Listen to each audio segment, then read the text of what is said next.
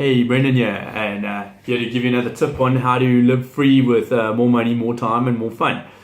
So, one of the major things that I was talking about recently is the quality of your questions. And when you're starting a new business, or even if you're in an existing business, a lot of people don't know this even when they're trying to sell to their existing clients, is one of the first things I do is I start building out an avatar of my favorite type of customer.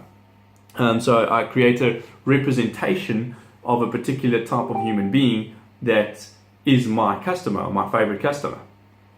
And through that process, what I'm able to do is then design the communication that I want to then get out to that type of customer that will then resonate with them in order to create a result. So some of the questions I would ask to get to know that customer, I've made a few notes here, is,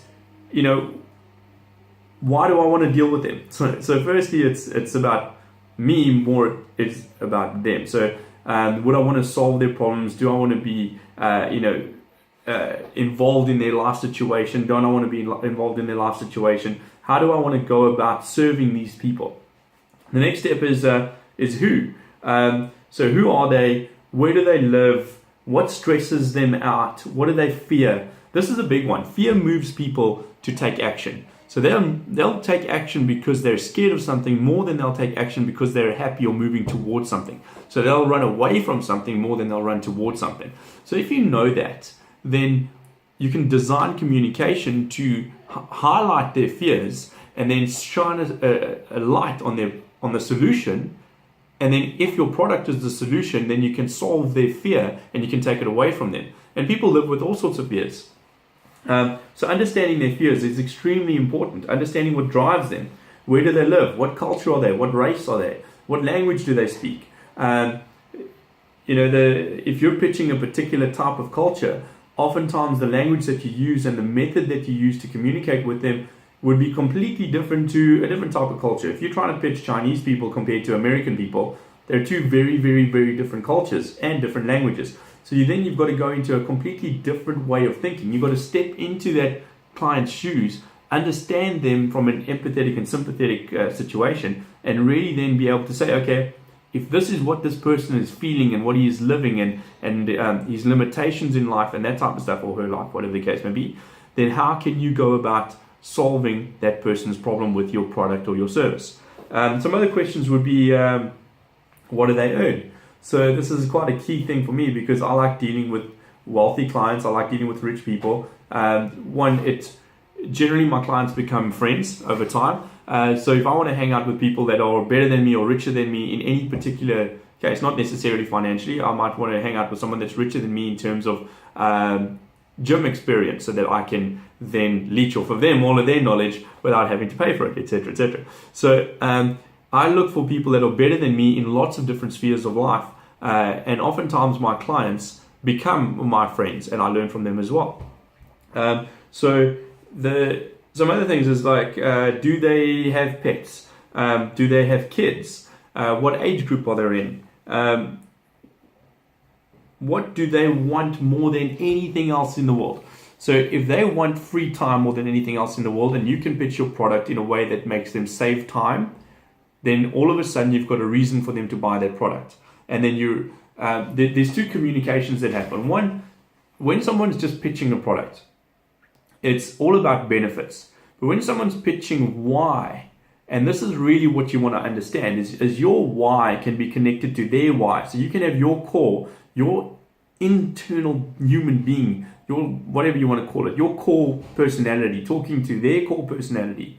And then you can create a result out of that because now it really resonates with that particular person. So the more you can design your communication effectively for that particular client. And what you're trying to do here is vet out other people. So in the way you're going to design your communication in order to get a result out of that particular person is asking the questions designed to vet out other people. So if your client avatar is a 50-year-old white male that earns between $30,000 and $50,000 a year, or 300 and 500,000 rand a year, for want of a better calculation, and he drives an average car. He's got a lot of debt. He's got maybe 2 kids that are coming into university, that type of stuff. He might be a bit stressed out and that type of thing. That particular person, you're going to have a completely different communication to a 22-year-old millennial that's all about fashion and has no debt and drives a car that daddy bought her. So those two different communications are going to be designed and implemented completely differently in order to reach that type of person.